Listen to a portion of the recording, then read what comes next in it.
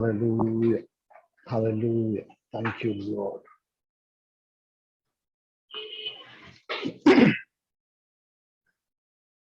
चलिए कुछ समय अब हम और वचनों में जाने के लिए तैयारी करते हैं। मैं यकीन करता हूं कि कई लोगों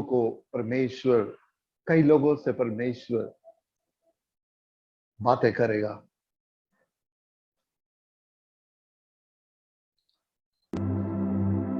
वचनों में जाने के पहले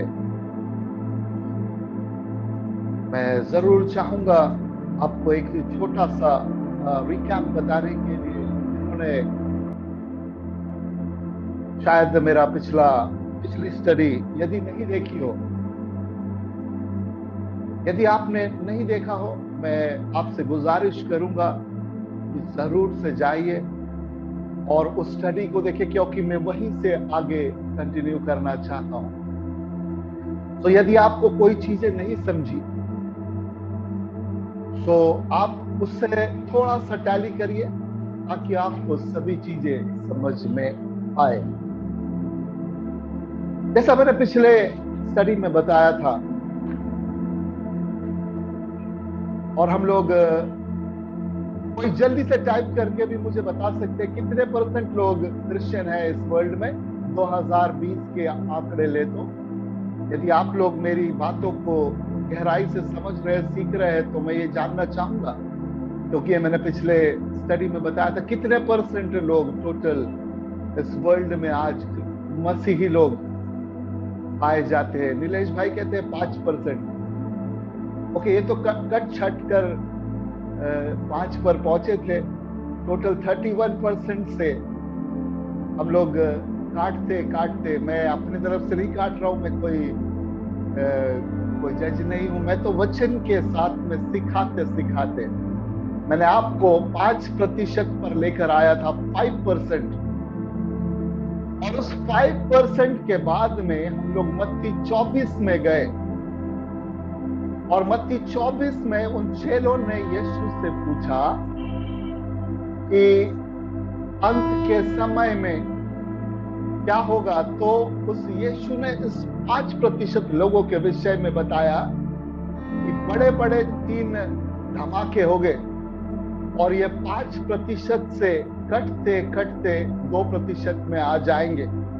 पहला था झूठे भविष्य, फॉल्स मसाया आ जाएंगे और कईयों को भरमा देंगे। फिर उसके बाद में बताया कि झूठे भविष्यवक्ता आएंगे, कईयों को भरमा देंगे।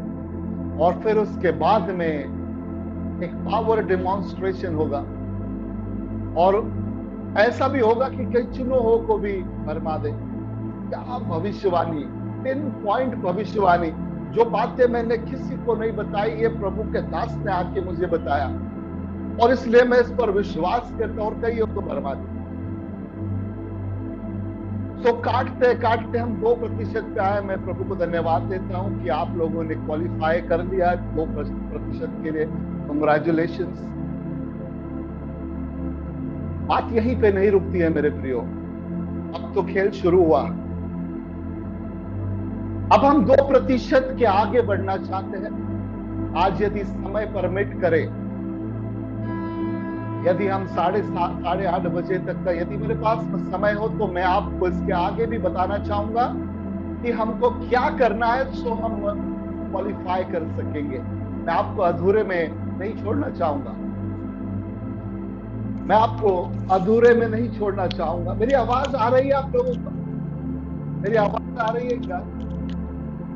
ओके, तो मैं अधूरा ज्ञान नहीं देना चाहता हूं, मैं पूरा कि क्या क्राइटेरिया है फिर यदि ये इतना ज्यादा कॉम्प्लिकेटेड है, तो मुझे करना क्या है। कितने लोग सुनना चाहेंगे आज कि फिर मुझे करना क्या है। मैंने जब अपने स्टेटस पर ये बात लिखा कि मैं आज बताना चाहता हूं कि क्राइटेरिया क्या है उस रैप्चर में जाने के लिए, तो सबसे पहले आनंद भाई का मुझे मैसेज आया, भाई मुझे भी सुनना है कि क्राइटेरिया क्या है। और मुझे यकीन है कुछ ही देर में आनंद भाई भी ज्वाइन करेंगे, क्योंकि उन्होंने मुझे बोला कि मैं आज सुनना चाहता हूं इस बात को। एक बात याद रखिए, अब हम 2% लोग हैं। अब हमने बहुत सारे रुकावटों को पार करके हम एक ऐसे स्टेज में आ गए कि केवल हम 2% लोग बचे हुए हैं। और अब हमारे पास में एक ऐसा समय आ गया है कि बस अब हम कुछ ही लोग बचे हैं।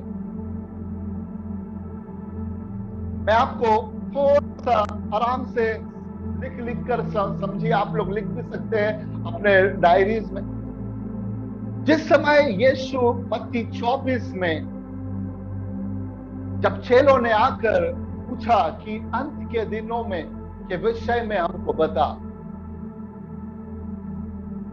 और यीशु ने जब वो 3 बातें बताई, मेरे प्रियो, वो जो अंत का वर्ड है, जो एंड डेज का जो वर्ड है, वहां पे सोंटेलिया वर्ड आया है, जो ग्रीक में ओरिजिनल टेक्स्ट में आया है। उसका उसका वर्ड है सोंटेलिया।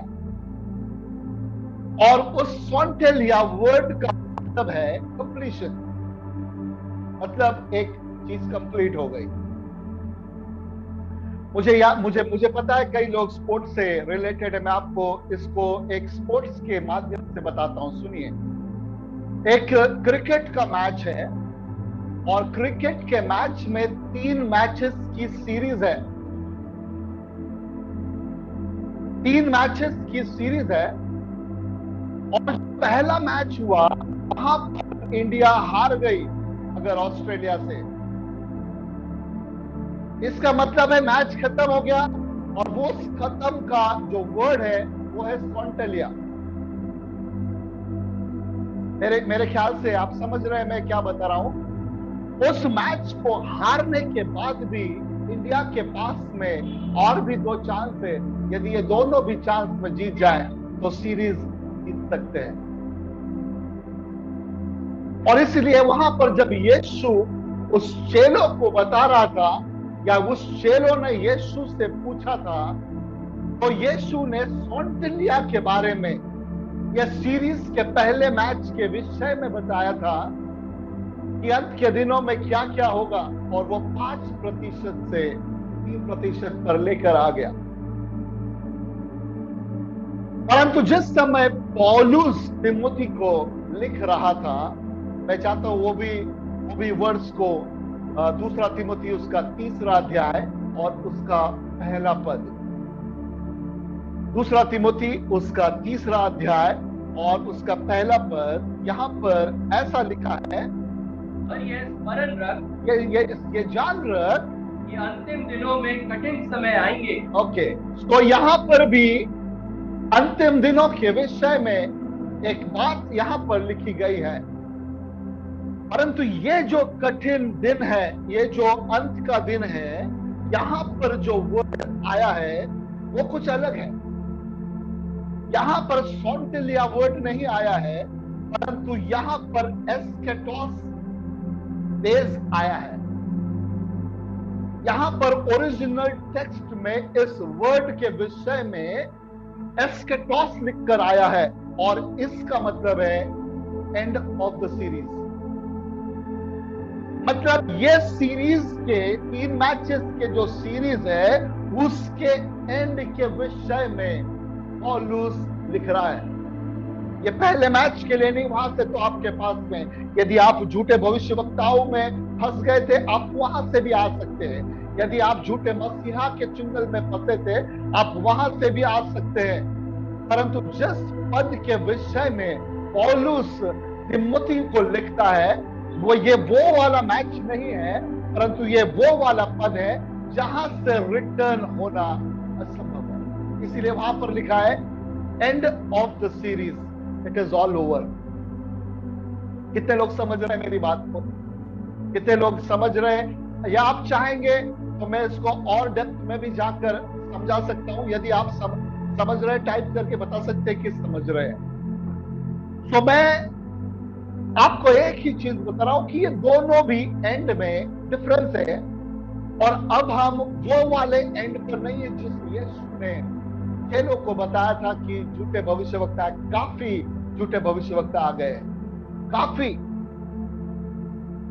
यहां तक कि अगर आप नेट के ऊपर देखेंगे तो इंडिया भी इससे अछूता नहीं है। आप हैदराबाद में एक व्यक्ति को देख सकते हैं जो अपने आप को हैदराबाद पर, मैं इंडिया की बात कर रहा हूं, हैदराबाद में जो अपने आप को यीशु कहता है, दैट आई एम क्राइस्ट। सो जहां देखो वहां पर झूठे प्रॉफिट, झूठे मसा, और कई मसा, एक ही नहीं, कई कई लोग आ गए, कई लोग जेल में हैं, कई लोग क्या बता, सब चीजें सभी यहीं पर है। सो यीशु मसीह जिस एंड के विषय में बता था, ये हम लोग ऑलरेडी पास कर चुके हैं, लेकिन अब जो हम एंड के विषय में बात कर रहे हैं, it is end of the series. इसके आगे आपके पास में कोई चांस नहीं। अभी हम 2% लोग हैं।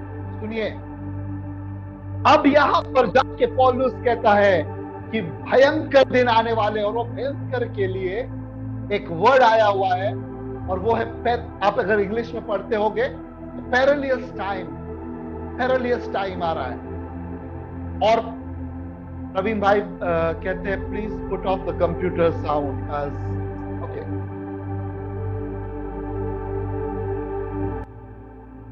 ओके, अभी प्रवीण भाई अभी अब क्लियर है? यदि आप मेरी आवाज क्लियर है तो आप बता सकते हैं। Okay, thank you so much. So जो पौलुस जब हमको सिखा रहा था, अब हम 2% के विषय में, अब वो ये बता रहा है कि पेरिलियस टाइम आ रहा है, और उस पेरिलियस टाइम के लिए जो ग्रीक वर्ड है वो है कैलेफस, और कैलेफस का मतलब है कि यहां से जाना it is next to impossible, it is next to impossible. कई लोग आज बड़ी बड़ी बातें कर रहे हैं, यीशु आ रहा है, यीशु आ रहा है, कई लोग बड़े धूमधाम से कि चाहे कुछ भी हो जाए इस दुनिया में, मैं तो यीशु के साथ जा रहा हूं। सुनिए मेरे भाई, जिस बात के लिए आप जश्न कर रहे हैं वो आपके मातम में बदल सकता है। जिस बात को लेकर आप लोगों के पास जा रहे हैं वो आपके लाइफ में मातम को लेकर आ सकता है। यदि आपने इस बात को नहीं समझा कि ये एक्चुअली किस देश के विषय में पौलुस कह रहा था, पौलुस ने बोला कि यहां से जाना it is next to impossible. हम उस जगह पर आकर खड़े हैं, और अब हम 2% लोग हैं, अब हम केवल 2% लोग हैं। और अगर आप इसके लिस्ट के बारे में देखेंगे तो मैं आपको बताऊं कि ये जो लिस्ट है, एक एक बात के लिए यदि आप इवन 0.1%, अभी आप सोचिए 20 रुपए बचे, दो की जगह अपन 20 रुपए पकड़ते हैं, और यदि एक एक प्रॉब्लम आप ना एक काम करिए, सेकंड तिमोथी 3 अध्याय उसके दूसरे पद से लिस्ट जो दिया है, एक बार उसको भी यहां पर उसको भी पेस्ट कर दीजिए कि प्रॉब्लम क्या, घमंडी हो गए, एक दूसरे को नीचा दिखाने वाले होंगे, वो एक दूसरे की बुराई करने वाले होंगे, सब चीजें यदि आप उसको लाइन से भी पढ़े तो मैं आपको बताऊं ये 20 चीजें के करीब वहां पर बताया कि भयंकर हो गए। 20 बातें करीबन वहां पर लिखा है। कोई बोलता है कि प्राउड है, कोई बोलता अपने आप को बढ़ा रहा है, सब चीजें उस दिनों में, मतलब अब के दिनों में यहां पर चर्चेस में आ जाएंगी। सब बोलेंगे मेरी सुनो, सब बोलेंगे मुझे देखो, और वो एक ऐसा पौलुस बोलता है कि भयंकर दिन होंगे जहां से कोई नहीं जा पाएगा।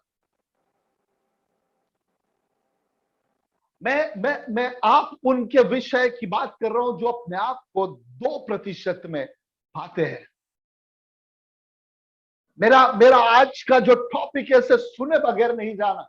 यदि आपने यहां तक का हर एक चीजें झेल कर यहां तक आपने अपने आप को लेकर आया, मैं नहीं चाहता हूं कि आप अधूरे में रह जाए।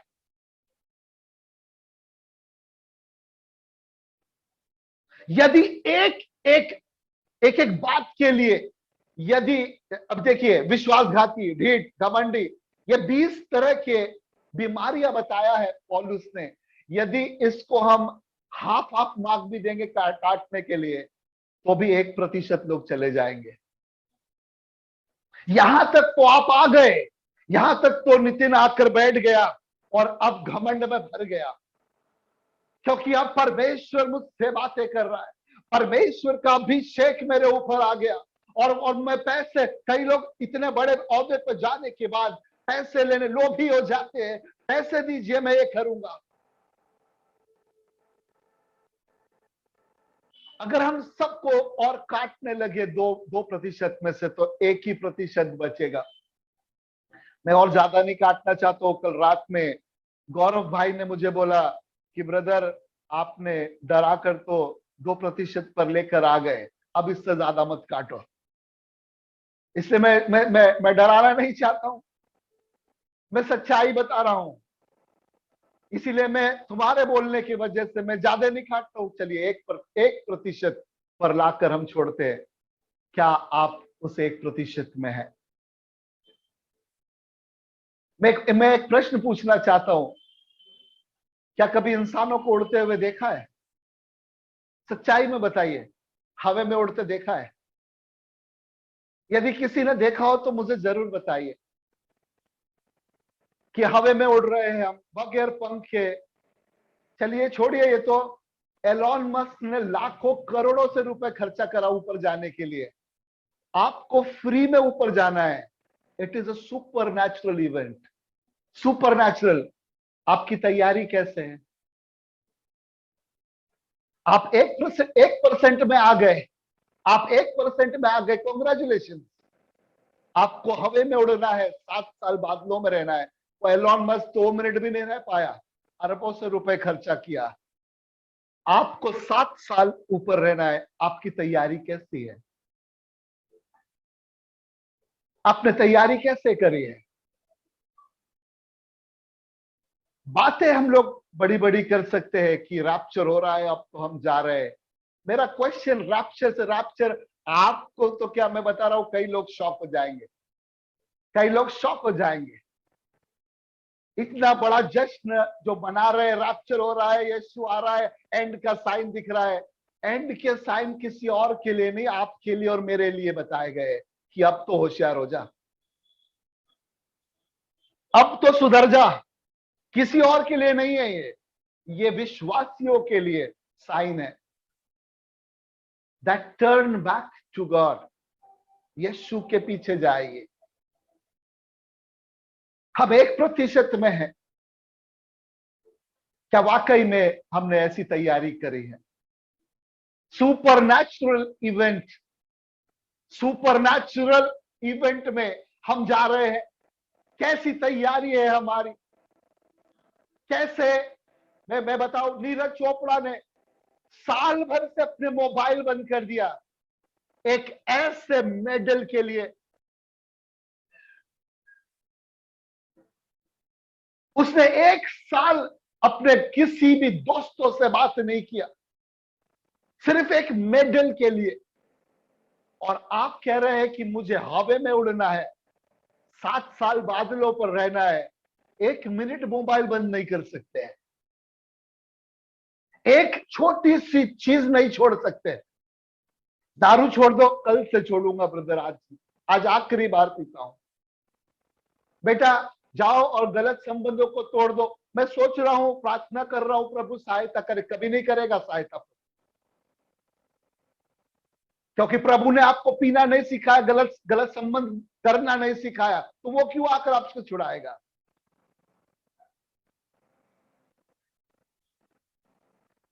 कैसी तैयारी हम उस अमेजिंग इवेंट के लिए कर रहे हैं, दैट इज कॉल्ड हरपाज़ो रैप्चर। कैसी कैसी तैयारी कर रहे हैं? मैं आज इसी विषय में, कितने लोग सीखना चाहेंगे कि तैयारी कैसी होना चाहिए। Is there anyone? क्या यहां पर कोई बैठा ऐसा कोई व्यक्ति है जो ये कहता है कि मुझे सीखना है, मैं उस जगह पर जाना चाहता हूं, मैं उस अमेजिंग इवेंट का कि वो टीम में होना चाहता हूं।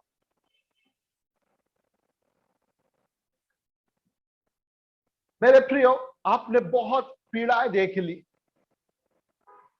आपने बहुत ही नकारात्मक लोगों से आपका पाला बढ़ मिल सकता होगा, परंतु आपने उनको छोड़कर प्रभु की ओर देखा है। और मैं नहीं चाहता हूं कि ये जगह पर आकर आप किसी तरह से हिल जाए, इसलिए मैं चाहता हूं कि ये टॉपिक को आपके साथ में मैं शेयर करूं। 8:02 हो रहा है और मेरे पास में तीन बातें हैं जो आपको मैं समझाना चाहता हूं, जो पवित्र आत्मा ने मुझे सिखाया है कि ये 3 चीजें जरूरी है रैप्चर में अपने आप को क्वालिफाई करने के लिए। कई दिनों से नीलेश भाई मुझसे पूछ रहे थे कि भैया मुझे सिखाओ कि रैप्चर में कैसे हम अपने आप को पाते हैं, और मैं कई दिनों से प्रार्थना कर रहा था कि प्रभु मैं क्या बताऊं। और मैं चाहता हूं कि इस टॉपिक को आप लोग याद रखें।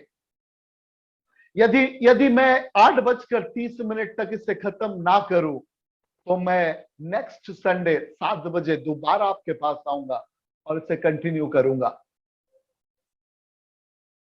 सो मैं चाहूंगा कि आप बड़े इत्मीनान से इस चीज को समझे।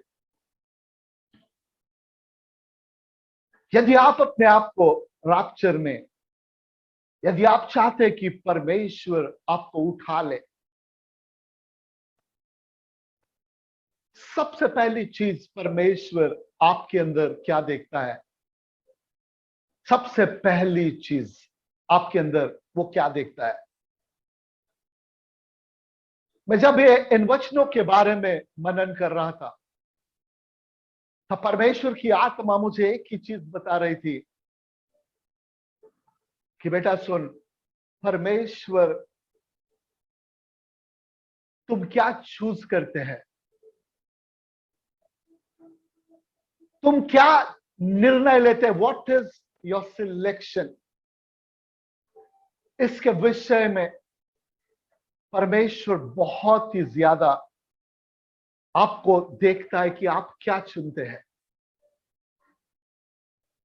आपके पास में कई विकल्प हो सकते हैं। हो सकता है कि आपके परिवार में एक बर्थडे की पार्टी है और आपके पास में एक बहुत बड़ा गैदरिंग आपके दोस्तों का आ गया है, और अब आप सोचते होंगे कि अब मुझे इनको किस तरह से एंटरटेन करना है। और यह समय है कि वो यीशु आपकी ओर निगाहें लगाता है कि मेरा बेटा क्या चूज करता है। क्या ऐसा ऐसा कभी होता है कि आप कार से ड्राइव करते करते 4 घंटा दूर जा रहे हैं और जाते जाते क्या करना है, तो आप अपने साउंड सिस्टम की ओर अपने हाथ को बढ़ाते हैं और आप चाहते हैं कि मैं कुछ सॉन्ग्स को सुन लूं। क्या सिलेक्ट करते हैं आप? आपके हाथ जाकर वो यीशु देखना चाहता है। आपके पास में किसी बिजनेस के आइडियाज होंगे, हो सकता है कि कुछ पैसे देकर आपको वो चीजें प्रॉफिट मिल सकती है। आपके पास में कई ऑप्शन होंगे, और जब निर्णय लेने की बात आती है तो वो यीशु आपकी ओर देखता है कि मेरा बेटा क्या निर्णय लेता है इस जगह पर। चाहे आप परेशानी में चारों तरफ से घिर जाए, शायद आपको खाने के लिए आपके पास में कुछ नहीं है और आपके पास में कोई और एक व्यक्ति आता है और वो कहता है कि मुझे खाने के लिए कुछ दो। वो यीशु आपके पास देखता है कि आप क्या करते हैं, क्या निर्णय आप लेते हैं। हो सकता है कि आपके पास की चीजें सब चली गई हो, आपके पास जो था वो भी किसी ने ले लिया है। आपके मुंह से आप कौन से वर्ड सिलेक्ट करते हैं, क्या चूज करते हैं, वो वर्ड आपके मुंह से क्या निकलते हैं, वो यीशु देखता है।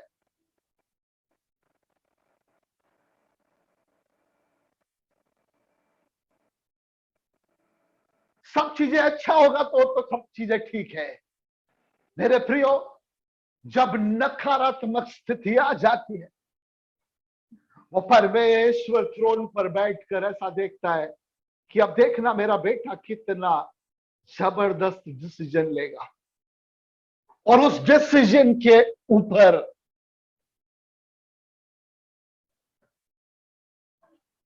वो लोगों को बताता है कि देखो मेरे बेटे ने क्या किया। हो सकता है कि आपकी परिस्थिति बाहर अच्छी हो, घर में पूरी खराब हो, और आप बाहर निकल कर लोगों के पास में वो सूदिंग वर्ड्स बता रहे हैं यीशु के बारे में, और लोगों को बता रहे कि एक साथ रहना, क्योंकि ये वचन कहता है। हो सकता है कि आपके परिवार की परिस्थिति वैसी नहीं हो जैसा आप बता रहे हैं, परंतु वो यीशु आपको देखता है कि तुम क्या वर्ड निकालते, आपकी परिस्थिति बदलने के लिए काफी है।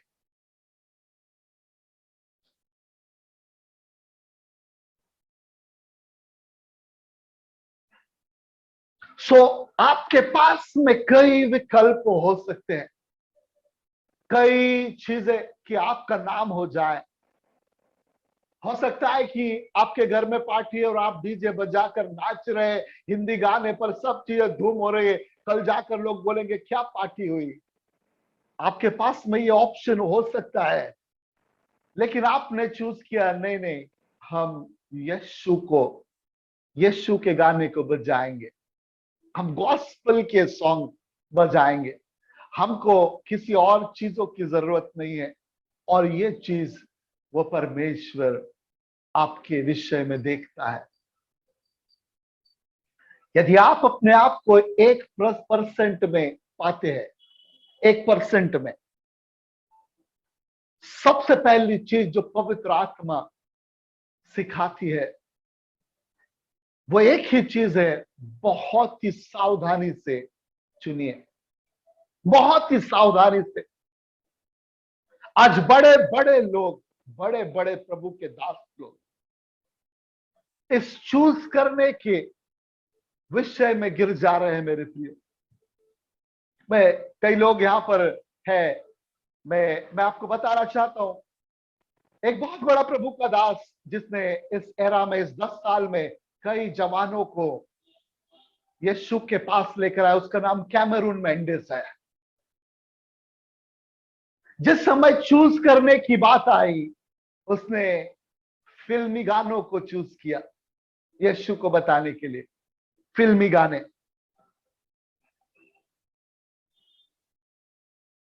और उस परमेश्वर वो थ्रोन से देख रहा होगा कि कैमरून कुछ गॉस्पेल की बातें ही हो जाए, क्यों वर्ल्ड की बातें। मैं तेरे सिलेक्शन को देखना चाहता था, मैं तुझे और ऊपर लेकर जाना चाहता था, बस ये चीज सिलेक्शन जो है उसको सही तरीके से कर।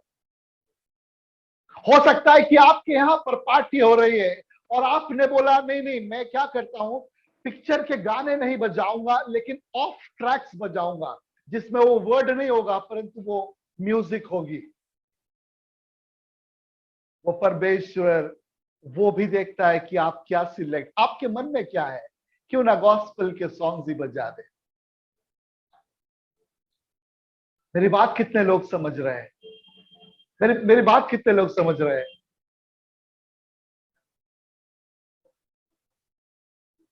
वो परमेश्वर उस थ्रोन से, वो परमेश्वर उस थ्रोन से आपके सिलेक्शन को देखना चाहता है।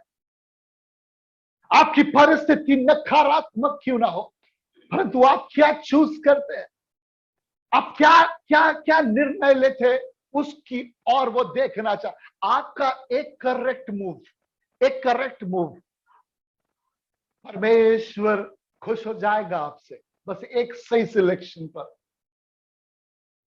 दाऊद को जब गोलायत को मारने का मौका मिला, बहुत ही ज्यादा चूजी था दाऊद सिलेक्शन के लिए। उसने ये बोला कि नहीं नहीं शाऊल, मैं तेरे वस्त्र को लेकर और तेरे आर्मर्स को लेकर इस लड़ाई को नहीं लड़ सकता हूं, परंतु मुझे उस परमेश्वर ने ये क्वालिटी दिया है कि मैं चूज कर सकूं। और उसने जाकर 5 चिकने पत्थर उठाए। कितने लोगों को समझ रहा है? कई पत्थर हो गए वहां पर, कई नोकीले पत्थर हो सकते हैं, और वहां पर पत्थरों की कई कई मैं बोलता हूं कि हजारों लाखों से पत्थर हो गए। और वो दाऊद जाकर बोल रहा होगा, मुझे चिकने पत्थरों की जरूरत है, मुझे ऐसे पत्थर चाहिए जिसमें वो चिकनाहट हो। और वो ढूंढ कर सिलेक्ट कर रहा होगा, देख रहा होगा कि क्या सब तरफ से ये चिकने हैं, और तब जाकर वो 5 पत्थरों को वहां से उठाता है। यदि आप उस रैप्चर के लिए अपने आप की तैयारी कर रहे हैं, मैं आपको एक चीज बताना चाहता हूं प्रियो, कि be very wise in choosing. कौन दोस्त आपके सही में रहेंगे, बी वाइज। हो सकता है कि आप एक पार्टी में बैठे हैं और वहां पर आपको वाइन और दारू लगे रखे हैं और वहां पे कोल्ड ड्रिंक रखा है। बी वाइज इन चूजिंग कि मुझे लोगों को फुसलाने के लिए मुझे एक पेग नहीं लेना है, परंतु मैं अपनी चीजें चूज करूंगा।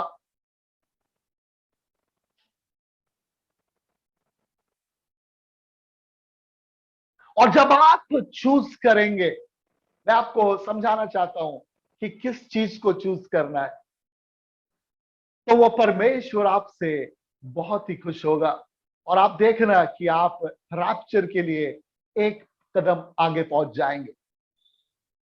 आपकी तैयारी समझिए कि 10% हो चुकी। मैं जिस समय इस वचन को पढ़ रहा था, पवित्र आत्मा मुझे एक बात समझा रहा था। मैं बोला ओके, मैं चूज भी करेंगे, समझ जाएंगे। परमेश्वर एक चीज बता रहा था कि चूज उन्हीं को करना जिसके वजह से ग्लोरीफाई गॉड होता है। कोई और चीज को चूज मत करना, क्योंकि अब हम 1% बचे हैं और अब यीशु का आना बहुत बहुत निकट है। सो मैं क्या चूज करूं? केवल एक ही चीज पवित्र आत्मा बोलता है कि वो चीजों को चूज करो जिससे परमेश्वर की महिमा होती है। यदि आपके कुछ बचाने से परमेश्वर की महिमा होती है, होने दीजिए। यदि आपके कहीं खड़े होने से परमेश्वर की महिमा होती है, होने दीजिए। हो सकता है कि उस जगह पर खड़े रहने से आपका जो चरित्र है खराब हो जाए, परंतु यदि आपका वो मकसद परमेश्वर की महिमा करना है, जरूर से मिलिए। जब भी हम चूज करें, ये जरूर देखिए कि जिस चीज को चूज कर रहा हूं उससे परमेश्वर की महिमा होती भी है या नहीं।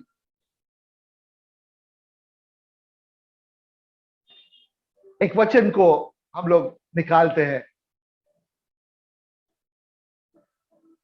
और यह वचन उत्पत्ति उसका 28वां अध्याय और उसके 11वें पद को मैं पढ़ता हूं आपके लिए। वहां पर 28 और उसका 11वां पद, और ये उस विषय में है जब वो जेकब एसाव से भागकर आगे जा रहा था और उसने रात बिताई। मेरी बात बड़े अच्छे से समझिए। उसका 11वां पद ऐसा कहता है, आधे से सेकंड पार्ट, सो उसने उस स्थान के पत्थरों में से एक पत्थर ले लिया। काफी सारे पत्थर हो गए मेरे प्रियो, काफी सारे वहां पर पत्थर हो सकते हैं, लेकिन जब याकूब को पत्थरों का निर्णय करना पड़ा, मेरा यकीन है कि उसने बहुत सारे पत्थरों में से चूज किया होगा, क्योंकि अब उसके ये सोने की बारी थी। वो सोना चाहता था, वो नुकीले पत्थरों को नहीं देखना चाहता, परंतु उसने चूज किया होगा ऐसे पत्थर जहां पर रात में मुझे शांति मिले, जहां पर मैं अपना सर रखूंगा। उसके लिए उसने कई पत्थरों में से एक पत्थर को निकाला। कई सारे पत्थरों में से हो सकता है कि आपके पास में कई विकल्प है, परंतु आपका काम है कि सही विकल्प को चुने। और उस जेकब ने एक सही पत्थर को उठाया, और बाइबल बताती है कि उसने वहां पर रखा और सोया। हो सकता है कि वो बड़ा हो सकता है कि उसको बहुत वजन लग रहा हो, परंतु बाइबल बताती है कि उसने कई पत्थरों में से एक पत्थर को चुना। कितने लोग इस स्टोरी को समझते हैं? कितने लोगों को ये स्टोरी पता है?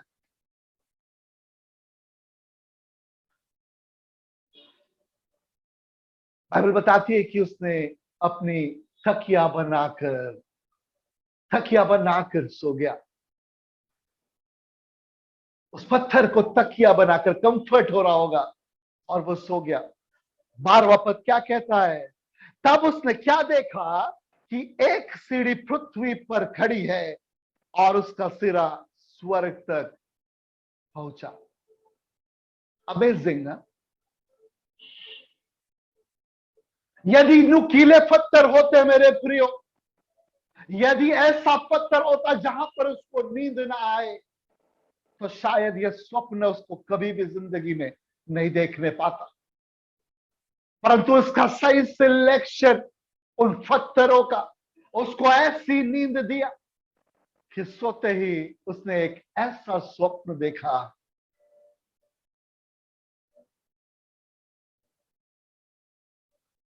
जिसका कनेक्शन कहां पर है? कहीं और नहीं, कहीं और नहीं। वो पत्थर का कनेक्शन कहीं और नहीं था। एक सही सिलेक्शन आपको कनेक्ट करा सकता है उस परमेश्वर की महिमा से। एक सही तरीके का निर्णय आपकी लाइफ बदल सकता है मेरे प्रिय।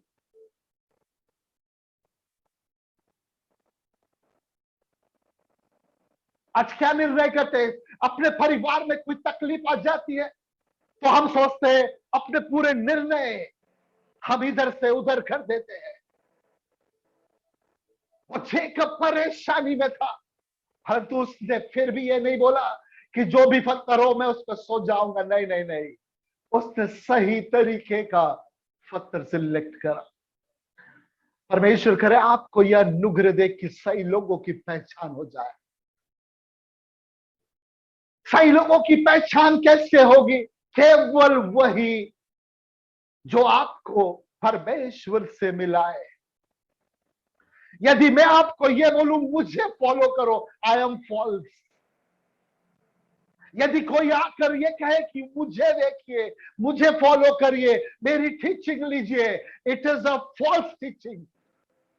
परंतु यदि कोई आकर ये बोलता है कि वो जगह है जहां पर तुम्हें जाना है। यूहन्ना बपतिस्मा देने वाले ने कभी भी अपने चेलों को नहीं रोका। उसने बोला हाँ हाँ, सब चेले बोले क्या यही है? कहा यही है, वो चाहिए। एक वचन भी पढ़ते चलिए। ये कौन सा पत्थर था वो भी पढ़ लेते। पहला पत्रस उसका दूसरा अध्याय और छठवां पद। पहला पत्रस उसका दूसरा अध्याय और छठवां पद। कि देखो, परमेश्वर का वचन इस तरह से कहता है कि देखो, मैं सिय्योन के कोने के सिर का चुना हुआ और बहुमूल्य पत्थर धरता हूं, और जो कोई उस पर विश्वास करेगा वह किसी रीति से लज्जित नहीं होगा। मेरे प्रियो, परमेश्वर से और मनुष्य से जोड़ने वाला पत्थर कोई और नहीं हो सकता, केवल और केवल यीशु। ऐसी कोई सीढ़ी नहीं है कि आप जाकर सीढ़ी ढूंढे और याकूब वहां से देखे कि स्वर्गदूत आ रहे और जा रहे हैं। केवल यीशु है। आपके पास में कई विकल्प हो सकते हैं। हो सकता है कि आपकी बीमारी का इलाज कोई वैद्यों के पास हो सकता है और आपको ऐसा लगता होगा कि आपकी बीमारी कुछ ही मिनट में, कुछ ही देर में चले जाएगी। कई विकल्प हो सकता है, परंतु मेरे प्रियो याद रखिए, वो पत्थर कोई और पत्थर नहीं है, वो केवल और केवल यीशु है। सिलेक्ट करिए, आपका भरोसा कहां पर है?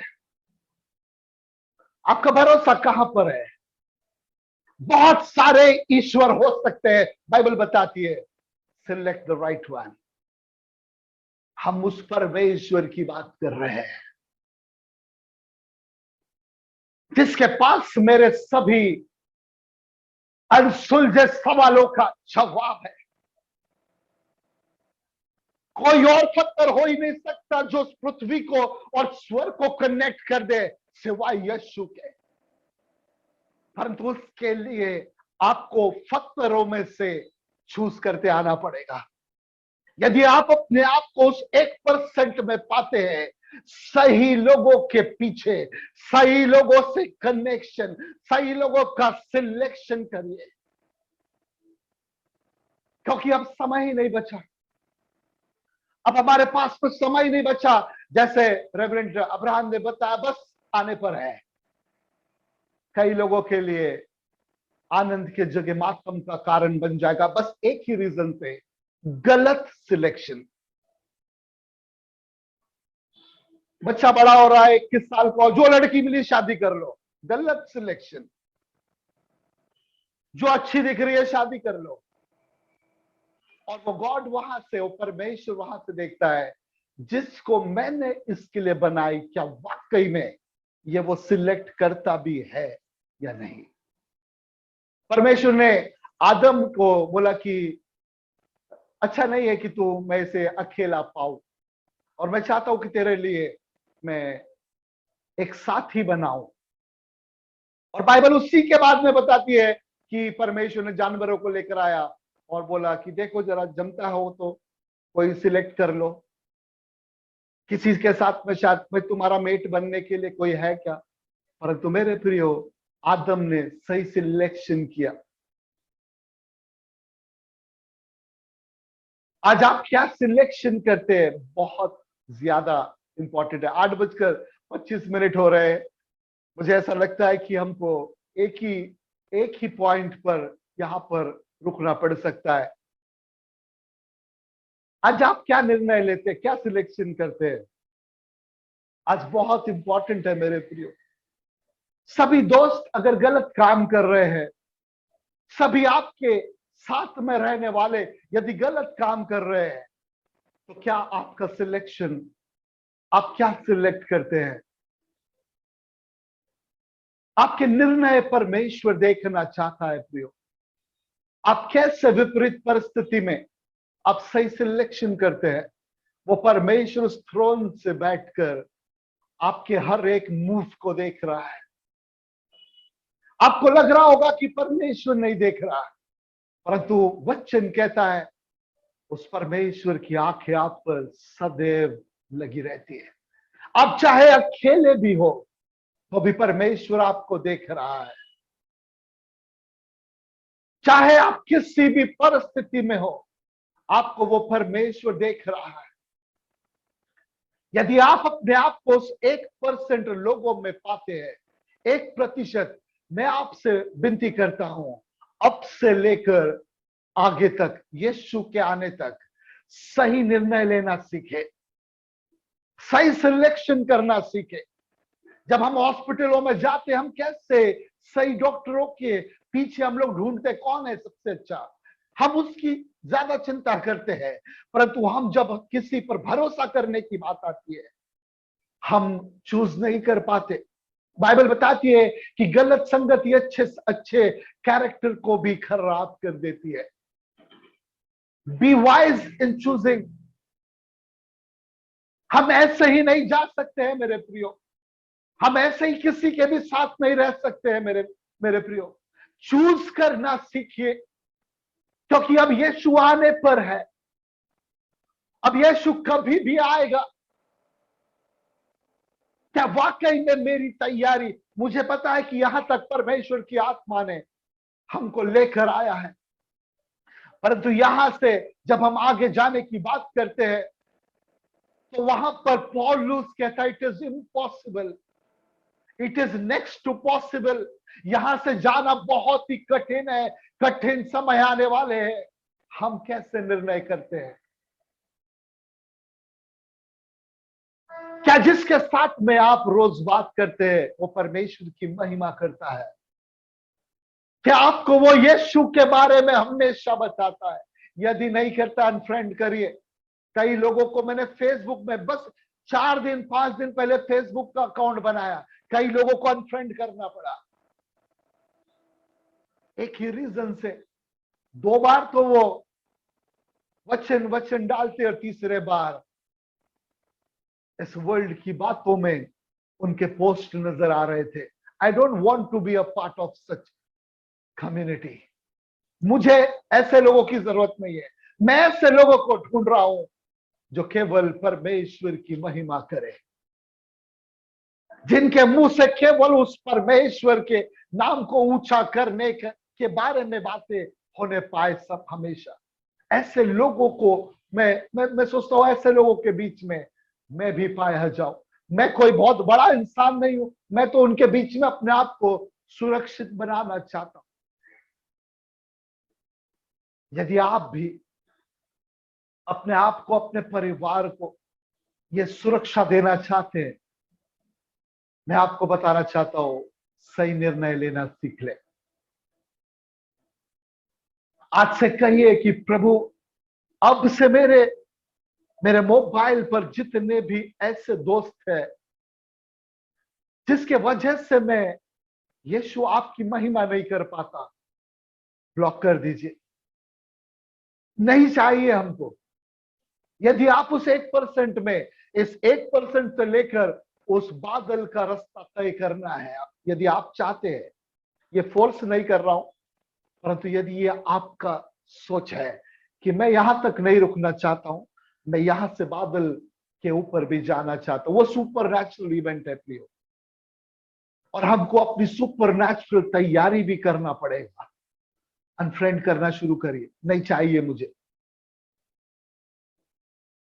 और जो लोग केवल यीशु की बात करते हैं, उनके साथ में समय बिताना सीख लीजिए। उनसे सीखिए कि कैसे परमेश्वर की महिमा की जाती है। यदि आज से लेकर आपको ऐसा कोई भी व्यक्ति मिले जो कहता है मुझसे जुड़िए, मैं सिखाऊंगा, बोलना आपसे नहीं जुड़ना है। लेकिन यदि ऐसा कोई व्यक्ति मिले जो बोलेगा आइए हम लोग परमेश्वर को ढूंढते हैं साथ में, ऐसे लोगों के साथ में संगति करना सीख ले। क्या निर्णय करते हैं? आज रात भी वो परमेश्वर आपके निर्णय को देखना चाहता है।